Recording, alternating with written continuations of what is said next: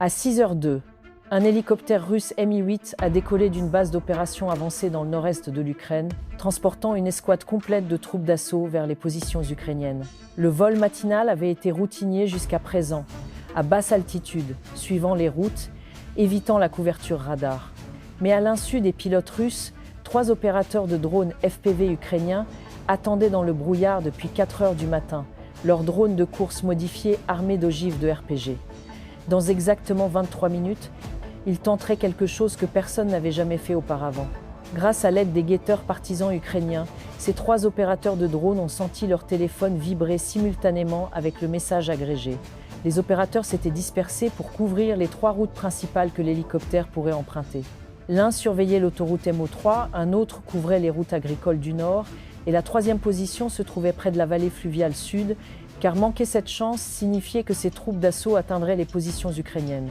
Heureusement, les Ukrainiens pouvaient compter sur ce réseau acoustique déployé des semaines plus tôt. Le système communiquait via un protocole sans fil longue portée qui envoie de minuscules paquets de données jusqu'à 10 km avec moins d'énergie qu'une ampoule LED.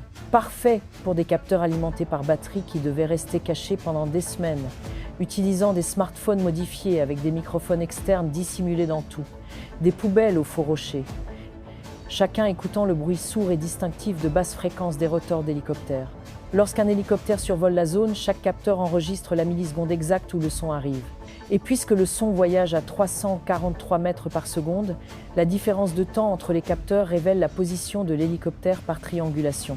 Les doubles turbomoteurs du Mi-8 créent une empreinte acoustique unique de 20 à 40 Hz qui pénètre le brouillard et la canopée forestière là où les systèmes radars et visuels échouent. Ces capteurs, alimentés par des batteries chargées à l'énergie solaire et communiquant via le même réseau que les partisans, pouvaient suivre la trajectoire d'un hélicoptère avec une précision de 50 mètres à une portée de 5 km.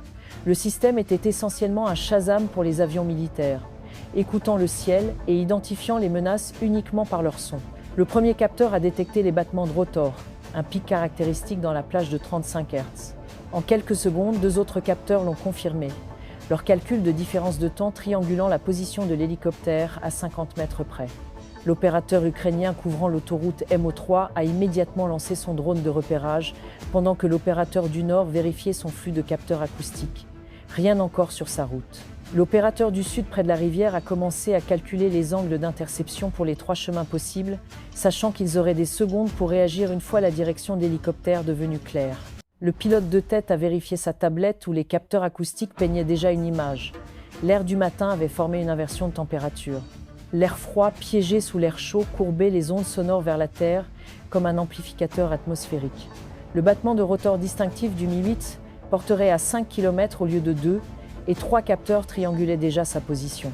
L'hélicoptère suivait l'autoroute MO3 à 150 km/h, à 40 mètres d'altitude en utilisant la navigation visuelle, car toute émission radio déclencherait les missiles ukrainiens. Et le GPS n'était que de la friture statique, à cause des brouilleurs des 2 côtés. Les mathématiques de l'interception étaient brutales, mais pas impossibles. Le Mi-8 resterait bas pour éviter les radars, suivrait les routes pour éviter de se perdre, et maintiendrait une vitesse constante pour conserver le carburant.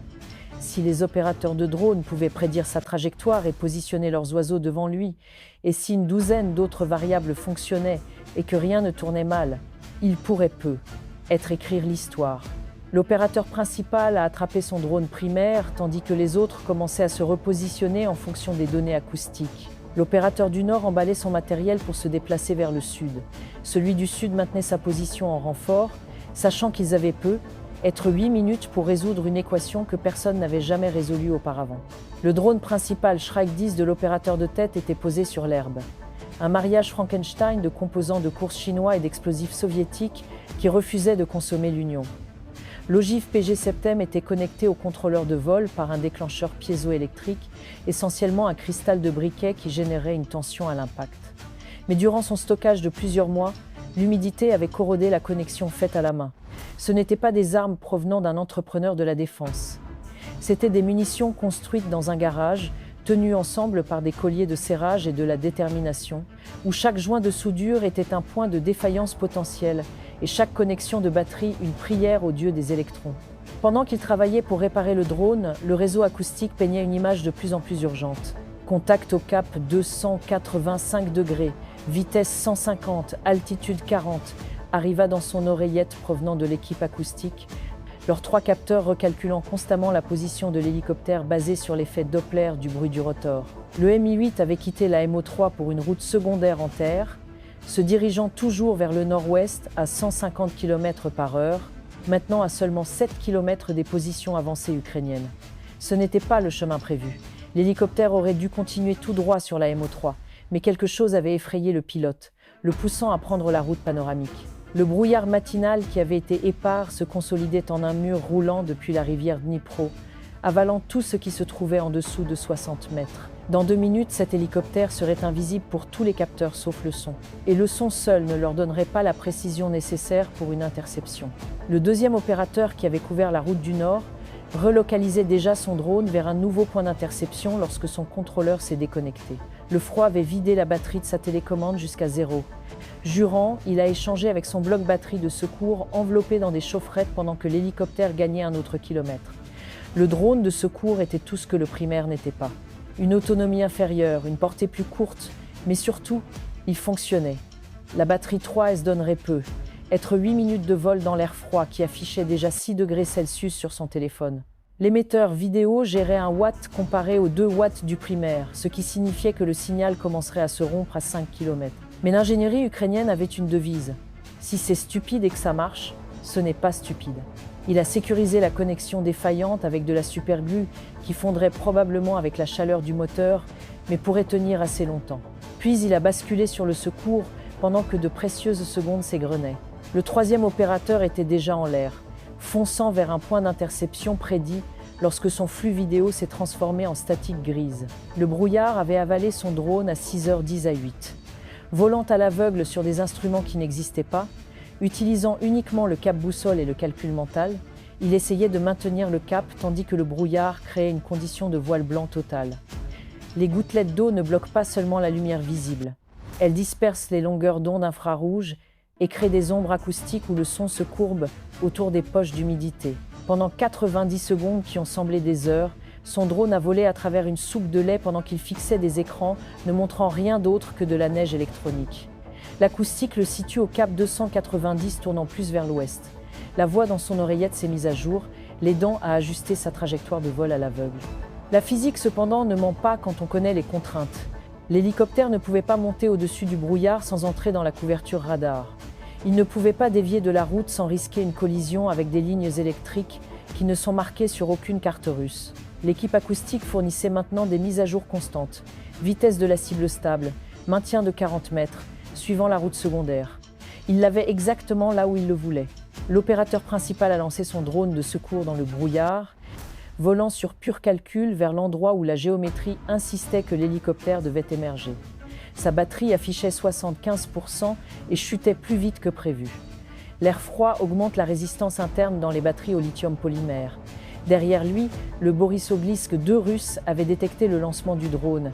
Ses opérateurs scannaient maintenant activement le spectre, essayant d'isoler la fréquence de contrôle. Mais le système Express LRS, un système de contrôle de drone open source, saute à travers les fréquences jusqu'à 500 fois par seconde, le rendant presque impossible à brouiller. Car le temps que vous trouviez son signal, il a déjà bougé vers un canal différent. Le Mi-8 a jailli du brouillard exactement là où il l'avait prédit à 6h21, suivant toujours ce chemin de terre comme un train sur des rails invisibles. Le drone de repérage a confirmé le visuel, mais la célébration s'est transformée en calcul alors que l'opérateur principal vérifiait sa batterie. 60% restant avec 3 km à couvrir. Son drone plafonnait à 100 km/h. L'hélicoptère naviguait à 150. La poursuite était impossible, mais l'interception, prédire où il serait et y arriver en premier, c'était juste des maths. Des maths difficiles sans marge d'erreur, mais toujours des maths. Le drone de l'opérateur principal a atteint le point d'embuscade à 6h23. La batterie clignotant à 40% en chiffres rouges colériques qui comptait à rebours comme une horloge de l'apocalypse. Il l'a positionné à 5 mètres au-dessus d'un champ au bord de la route, les rotors tournant à peine pour conserver l'énergie. Chaque point de pourcentage représentant maintenant 7 secondes de temps de vol dans l'air froid via une vidéo analogique transmise à 5,8 GHz. choisi par rapport au numérique car sa latence de 20 millisecondes battait le délai de 100 millisecondes du numérique quand les millisecondes signifiaient toucher ou manquer. Le monde ressemblait à regarder un combat à travers un kaléidoscope rempli de statique. Les deux autres opérateurs étaient maintenant en position de secours. Leurs drones stationnaient à différents points le long de la route au cas où la première tentative échouerait. Les Russes près de la ligne de front avaient entendu les bourdonnements distinctifs des drones et avaient signalé par radio qu'ils étaient en l'air. Pendant ce temps, l'équipage du Borissoglitsk 2 chassait toujours activement le signal de contrôle du drone. Leur analyseur de spectre montrait des signaux fantômes à travers de multiples bandes. Cependant, les Russes savaient qu'il se passait quelque chose, mais étaient incapables de trouver la transmission à spectre, étalée par sauts de fréquence, qui sautait à travers 50 canaux par seconde. Les Russes avaient appris à brouiller les contrôles de drones standards qui restent sur une fréquence, comme bloquer une seule station de radio. Mais les Ukrainiens étaient passés à Express LRS, ce qui est comme avoir une conversation tout en basculant constamment entre 50 lignes téléphoniques différentes chaque seconde. Le temps que les Russes trouvent sur quelle ligne vous êtes et essayent de la couper, vous avez déjà sauté sur une autre. Pour quiconque essayant d'écouter, cela ressemble juste à de la statique aléatoire. Les opérateurs de guerre électronique pouvaient voir que quelque chose était là, comme entendre des chuchotements dans une pièce bondée, mais ne pouvaient pas l'isoler assez pour le brouiller. Le son a atteint les Ukrainiens en premier via le réseau acoustique. Ce battement synchrone distinctif du rotor à 5 pales du Mi-8, hachant l'air à exactement 192 tours par minute, devenant plus fort, mais ne donnant aucune distance précise dans les séquelles du brouillard. 30 secondes restantes, a rapporté l'équipe acoustique, leur triangulation maintenant précise à 50 mètres près. L'hélicoptère volait sans lumière, sans radio, essentiellement aveugle et sourd aux menaces électroniques, ce qui le rendait également aveugle aux drones stationnaires sur son chemin. Puis le soleil a percé un instant, accrochant le verre de la verrière de l'hélicoptère. Un éclair qui a donné la position, l'altitude, la vitesse, tout. Le Mi-8 était à 300 mètres, 40 mètres d'altitude, à 10 secondes de passer directement au-dessus. Son pilote concentré sur la route devant au lieu de vérifier la seule direction que la doctrine soviétique ne leur a jamais appris à craindre. En bas, à 6h24, le Mi-8 est passé au-dessus et l'opérateur a poussé sa manette des gaz vers l'avant. Les 4 moteurs tirant l'ampérage maximum alors que le drone grimpait verticalement dans le souffle du rotor de l'hélicoptère. La turbulence a frappé comme un point invisible, faisant tourner le drone sur 3 axes, tandis que l'opérateur luttait pour maintenir l'orientation à travers un flux vidéo qui était maintenant plus de la statique que de l'image. Le taux de rapprochement était atrocement lent, 50 km/h. L'hélicoptère s'éloignait même alors que le drone montait, mais l'opérateur avait fait cela 10 000 fois, dans des simulateurs, faisant la course à travers des bâtiments abandonnés, où une erreur signifiait recommencer. Ici, une erreur signifiait que l'histoire ne serait pas écrite. Le deuxième opérateur regardait à travers la caméra de son drone, prêt à tenter sa propre interception si la première échouait, tandis que le troisième maintenait une surveillance pour documenter tout ce qui se passerait ensuite. D'après le flux du drone, il n'est pas clair si les Russes ont jamais vu le drone arriver, mais il est très clair ce qui s'est passé ensuite. Impact à 6h25.